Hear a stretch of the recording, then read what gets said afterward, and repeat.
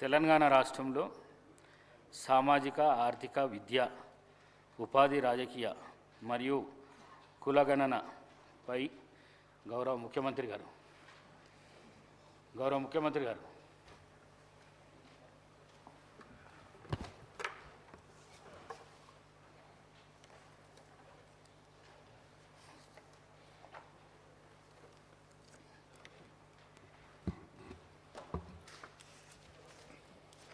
ధన్యవాదాలు అధ్యక్ష. ఒక చారిత్రాత్మకమైన సందర్భంలో ప్రజాప్రతినిధిగా జీవితకాలం గుర్తుండిపోయే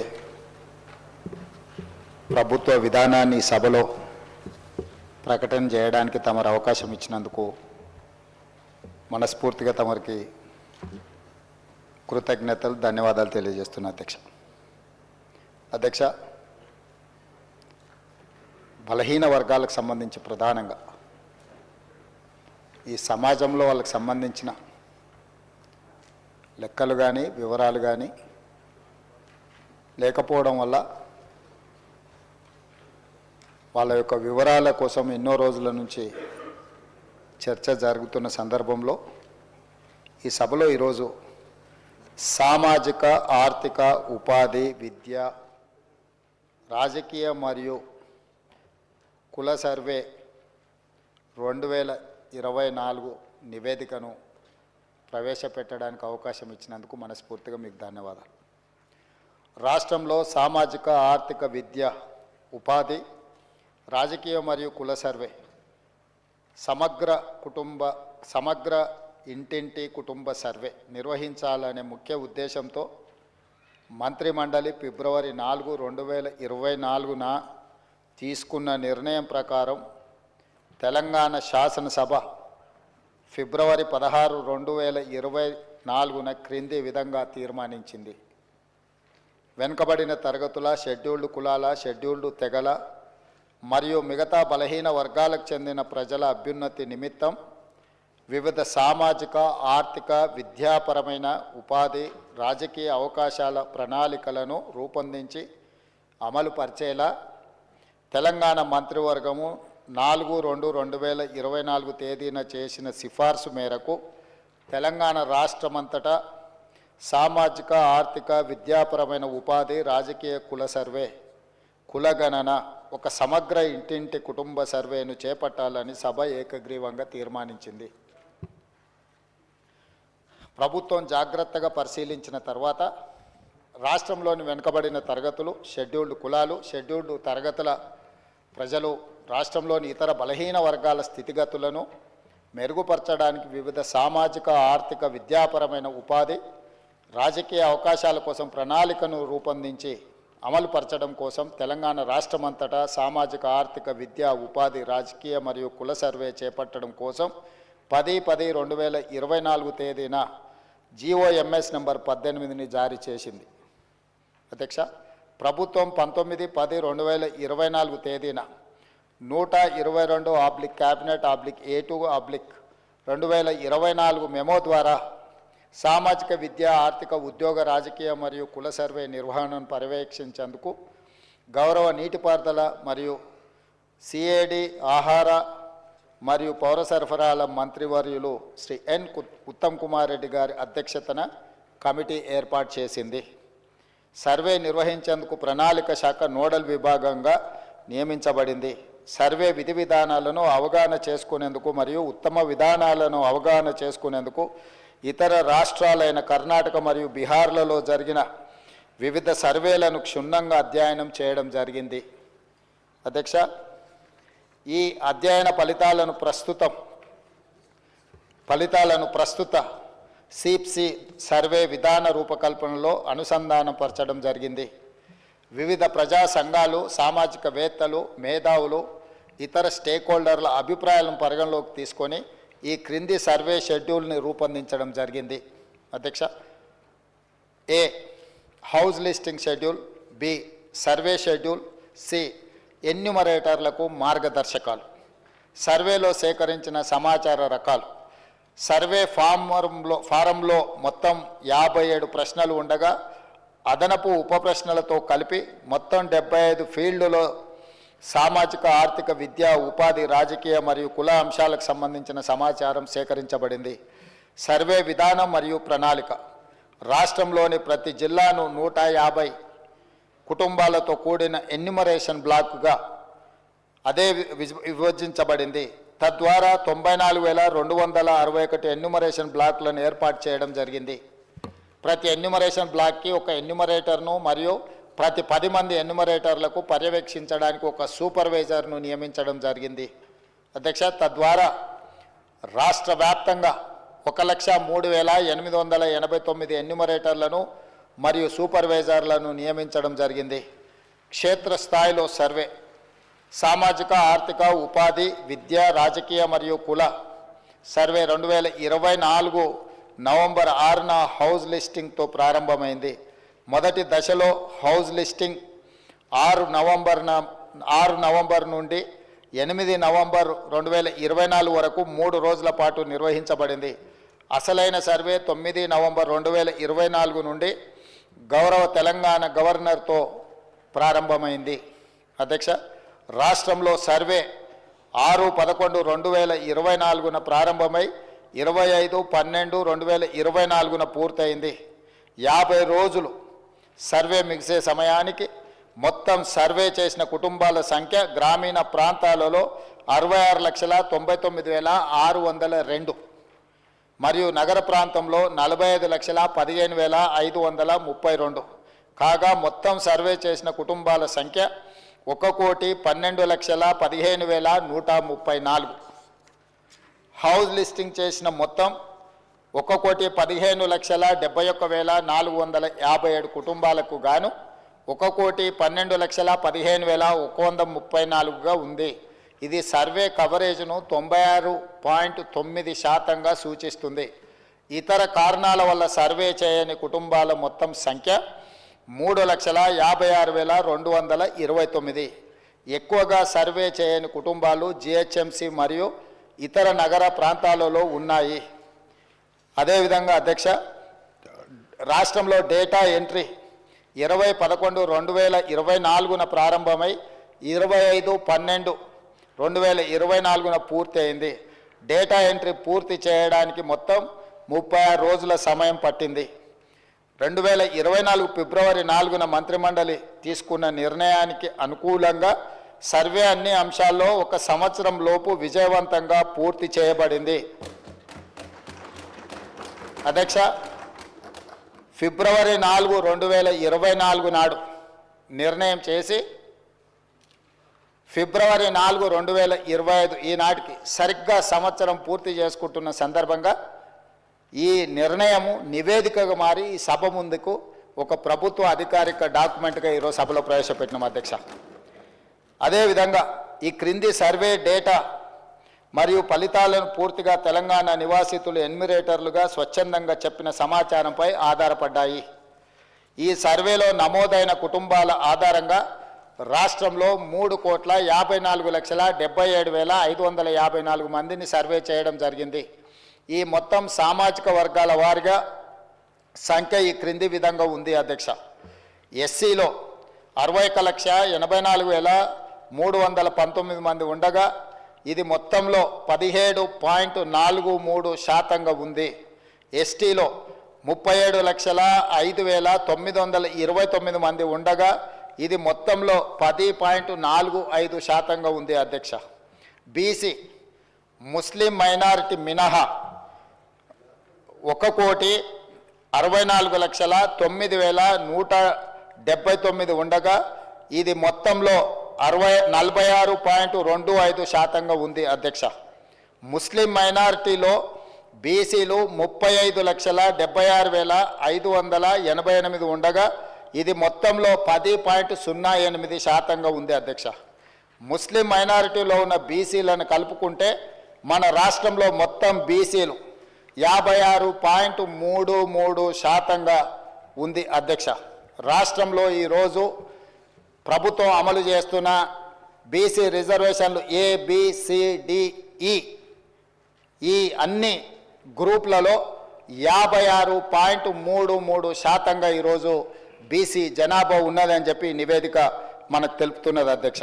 ముస్లిం మైనారిటీలో ఓసీలు 8,80,424 ఉండగా ఇది మొత్తంలో 2.48% ఉంది. ముస్లిం మైనారిటీలో మొత్తం 44,57,012 మంది ఉండగా ఈ మొత్తంలో 12.56% మైనారిటీ జనాభా ఉంది అధ్యక్ష. ఓసీలు 47,21,115 ముస్లిం మైనారిటీలు మినహా ఉండగా ఇది మొత్తంలో 13.31% ఉంది అధ్యక్ష. ఓసీలో ఉన్న ముస్లిం మైనారిటీలను కలుపుకుంటే మొత్తం ఓసీలు 56,01,539 మంది ఉండగా ఇది మొత్తంలో 15.79% ఉంది అధ్యక్ష. ఈ సర్వే ద్వారా సేకరించిన డేటాను షెడ్యూల్డ్ కులాలు, షెడ్యూల్డ్ తెగలు, వెనుకబడిన తరగతులు మరియు రాష్ట్రంలో ఇతర బలహీన వర్గాల సంక్షేమానికి విధానాలను రూపకల్పన చేయడానికి ప్రభుత్వం ఉపయోగిస్తుంది. ఈ చర్య సమానత వృద్ధి పట్ల ప్రభుత్వ నిబద్ధతను మరియు తెలంగాణ ప్రజల భిన్న అవసరాలను తీర్చే పద్ధతిని ప్రతిబింబిస్తుంది. ఇది డేటా ఆధారిత సమగ్రత మరియు పారదర్శకత ప్రాతిపదిక నడిచే పాలనకు నూతన దశ ప్రారంభాన్ని సూచిస్తుంది అధ్యక్ష. తమరికి తెలుసు అధ్యక్ష, ఈ దేశంలో బలహీన వర్గాలు, అది హిందువులకు సంబంధించిన బలహీన వర్గాలు కావచ్చు, ముస్లిం మైనారిటీలలో ఉన్న బలహీన వర్గాలు కావచ్చు, మొదటి నుంచి కాంగ్రెస్ పార్టీ, తెలంగాణ ప్రభుత్వం 50% పైగా జనాభా ఉన్నారని మనం వివిధ సందర్భాలలో చర్చించుకున్నాం, వివిధ సందర్భాలలో మాట్లాడుకుంటున్నాం.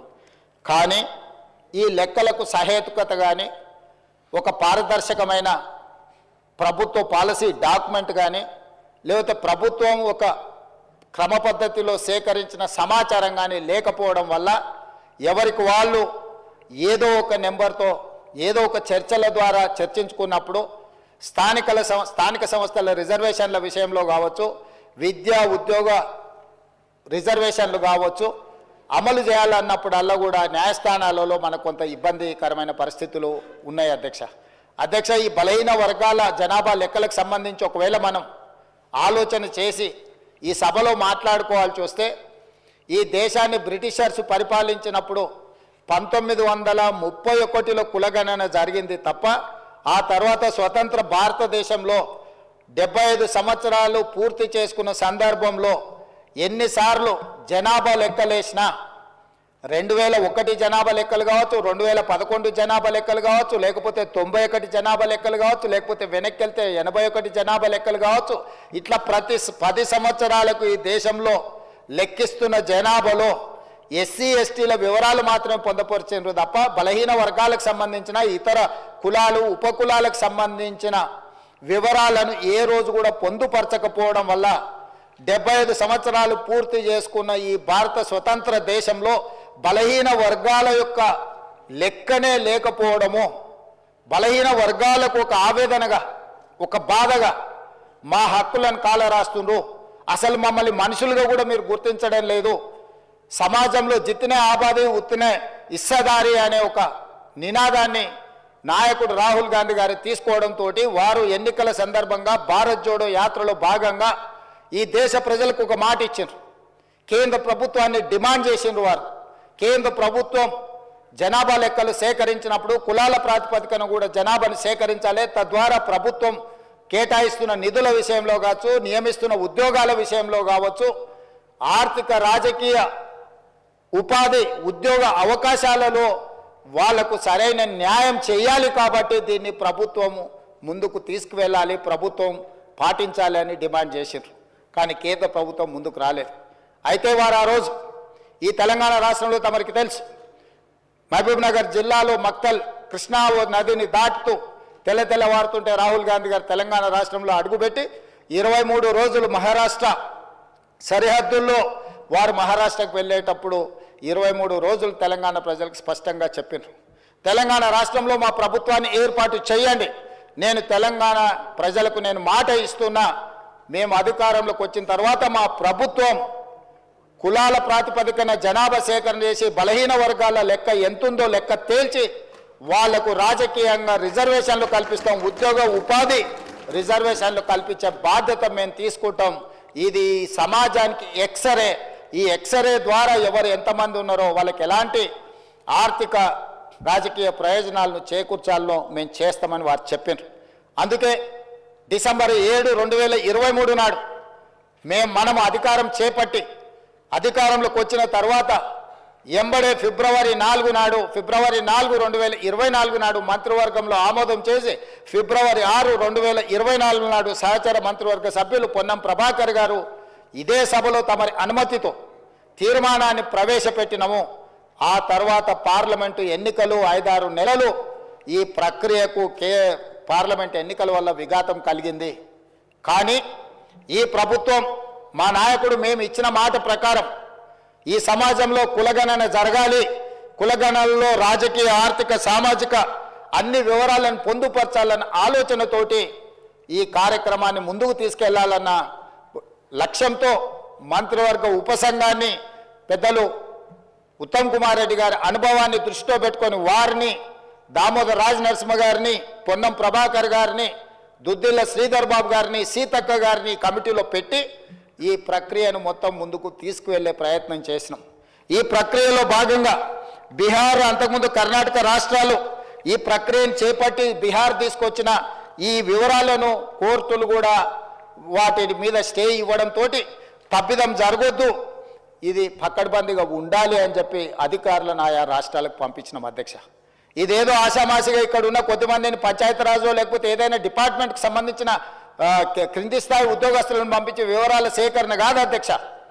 ఈ దేశంలోనే ఈ దేశానికి ఆదర్శంగా ఉండే ఒక దిక్సూచిగా మారాలని తెలంగాణ రాష్ట్ర ప్రభుత్వం ఇతర రాష్ట్రాలలో ఇట్లాంటి ప్రక్రియ చేపట్టి ఈ ప్రక్రియ న్యాయస్థానాల ముందు నిలవకపోవడం, ఈ ప్రక్రియ వల్ల జరిగిన నష్టాన్ని అంచనా వేయడానికి కూడా ఇతర రాష్ట్రాలకు అధికారులను పంపించి ఆయా రాష్ట్రాలలో జరిగిన పరిణామాలను మనమంతా కూడా ఒక స్టడీ చేసి అధికారుల నుంచి నివేదిక తెప్పించుకొని తద్వారా జనగణన ఏ విధంగా చేసిండ్రు, ఇతర రాష్ట్రాలలో కులగణన ఏ విధంగా నిర్వహించిండ్రు, వీటన్నిటిని పరిగణకు తీసుకొని పదే ముఖ్యమంత్రి స్థాయిలో నేను, ప్లానింగ్ బోర్డు ఉప ముఖ్యమంత్రి గారు ఆర్థిక శాఖ కిందకు వస్తుంది వారు, అదేవిధంగా మా cabinet sub committee chairman Uttam Kumar Reddy గారు వివిధ సందర్భాలలో చీఫ్ సెక్రటరీ గారితో సహా 12 సార్లు సమావేశాలు పెట్టి సమీక్షలు చేసి అధికారులకు సూచనలు చేసి ఒక పక్కడ్బందీ ప్రణాళికతోటి ఏ విధంగా అయితే జనాభాను మనం లెక్కిస్తామో ఆ రకంగా మొట్టమొదట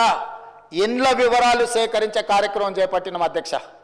ఈ తెలంగాణ రాష్ట్రంలో ఉన్న పాత 10 ఉమ్మడి జిల్లాలలో ప్రతి గ్రామంలో, తండాలో, గూడెంలో ఇండ్ల వివరాలు సేకరించి ఆ ఇండ్లను అన్నిటిని కూడా ఎన్యూమరేట్ చేసి ఆ ఇండ్ల మీద స్టిక్కర్ అంటించి ప్రతి 150 ఇండ్లను ఒక గ్రూపుగా అంటే అధ్యక్ష మ్యాపింగ్ చేసి ఇట్లా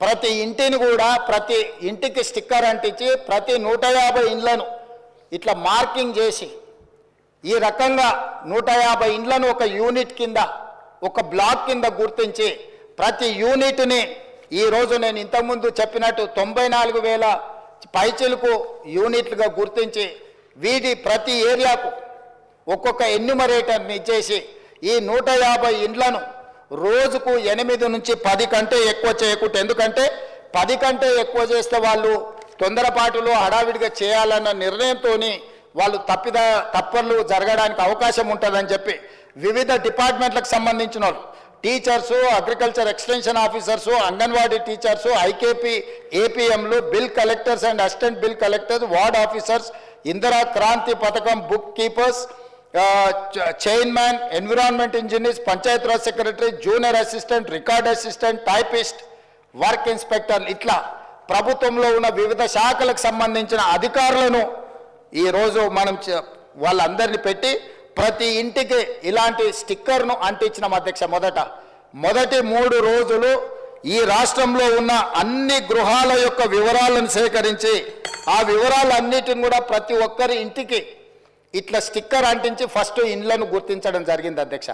ఆ తర్వాత ప్రతి ఇంటికి మన ఎన్యూమరేటర్లు వెళ్ళి ఇట్లాంటి అప్లికేషన్లు తీసుకెళ్ళి అధ్యక్ష ప్రతి ఒక్కరి వివరాలు వాళ్ళందరితో సేకరించి 8 పేజీలల్లా అక్కడికి వెళ్ళి వాళ్ళతో మాట్లాడి వాళ్ళు ఇచ్చిన సమాచారాన్ని తీసుకొని వాళ్ళ సంతకాన్ని కూడా కుటుంబ యజమాని పేరు మొబైల్ నెంబర్తో సహా సంతకం వాళ్ళు తీసుకొని ఎన్యూమరేటర్ సంతకం తీసుకొని సూపర్వైజర్ సంతకం తీసుకొని ఈ రకంగా సమాచారాన్ని 8 పేజీలలో పూర్తి వివరాలతో కూడుకున్న వాళ్ళ పేరు, తండ్రి పేరు, వాళ్ళ కులము, వాళ్ళ ఆర్థిక స్తోమత, వాళ్ళ విద్య, గతంలో ప్రభుత్వం నుంచి ఏమైనా పథకాలలో లబ్ధి పొందినరా, గతంలో రాజకీయపరమైన రిజర్వేషన్లు ఏమన్నా పొందినరా, ఇట్లా పూర్తి స్థాయిల వివరాలతోటి ఆ కుటుంబం యొక్క వివరాలు తీసుకున్నాం అధ్యక్ష.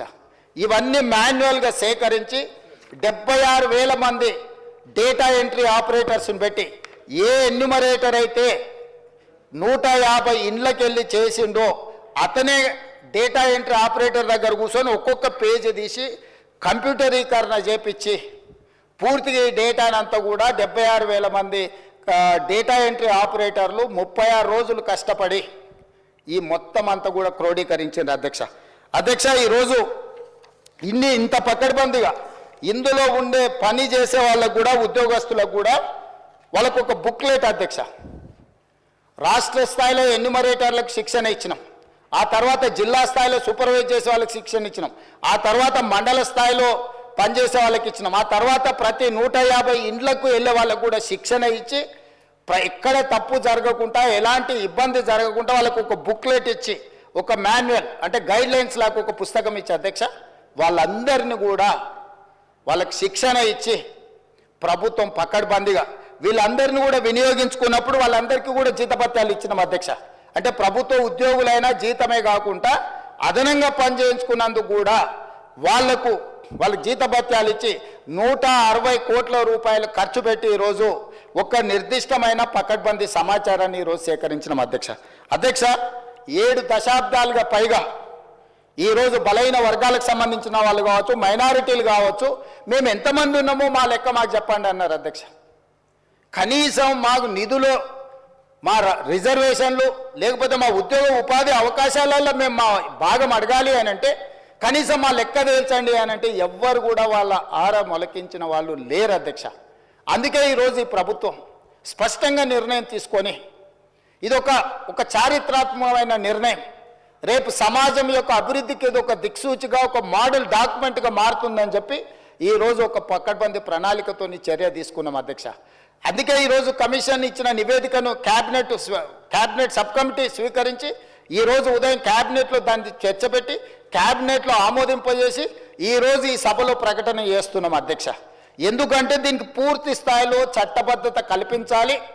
రేపటి నుండి ఈ నివేదిక రాష్ట్ర ప్రభుత్వం అమలు చేయబోయే సంక్షేమ పథకాలకు, అదేవిధంగా అభివృద్ధి కార్యక్రమాలకు, ఉద్యోగ ఉపాధి అవకాశాలకు, రాజకీయ వాళ్ళ అవకాశాల కోసం ఈరోజు ఈ నివేదిక పనిచేయాలన్నది ప్రభుత్వం యొక్క లక్ష్యం అధ్యక్ష. అందుకే ఈరోజు 46.25% ఉన్న బీసీలు, ఏబిసిడి, అదేవిధంగా ఈ గ్రూప్లో ఉన్న ముస్లిం మైనారిటీ బీసీలు ఏదైతే 10.08 ఉందో మొత్తం 56% పైగా ఉన్న బీసీలు అందరికీ కూడా ఈ రాష్ట్రంలో సముచితమైన గౌరవము, స్థానము కల్పించాలన్న ఆలోచనతోటి ఈరోజు ఈ ప్రభుత్వం ఈ నిర్ణయం తీసుకొని ముందుకు వచ్చింది అధ్యక్ష. కాబట్టి సభలో సభ్యులందరినీ ప్రభుత్వం ఒక మంచి కార్యక్రమాన్ని తీసుకొచ్చి ప్రజలకు అందుబాటులో పెట్టినందుకు ఈరోజు అందరూ సభలో ఉన్న వాళ్ళందరూ కూడా ఈ ప్రభుత్వాన్ని రాజకీయాలకు అతీతంగా అభినందించాల్సిన అవసరం ఉన్నది. మంత్రివర్గ ఉపసంఘాన్ని, అదేవిధంగా అధికారులు, అదేవిధంగా ఎన్యూమరేటర్ సూపర్వైజ్ చేసిన వాళ్ళు, ఎన్యూమరేటర్లుగా పనిచేసిన వాళ్ళు రాత్రి మగళ్ళు కష్టపడి ఇది ఒక దిగ్విజయమైన కార్యక్రమంగా దేశానికే ఆదర్శంగా నిలబడే ఒక కార్యక్రమాన్ని, ఒక బాధ్యతను నెరవేర్చింది. కాబట్టి ఈ తమరి ద్వారా సభలో ఉన్న సభ్యులందరినీ ఈ మొత్తం కార్యక్రమంలో పాల్గొన్న వాళ్ళని అందరినీ కూడా అభినందించాల్సిందిగా కోరుతున్నా. మీరందరూ పెద్ద ఎత్తున చప్పట్లతో వాళ్ళందరినీ అభినందించాలని తెలియజేస్తూ తమరి దగ్గర సెలవు తీసుకుంటున్న అధ్యక్ష. గౌరవ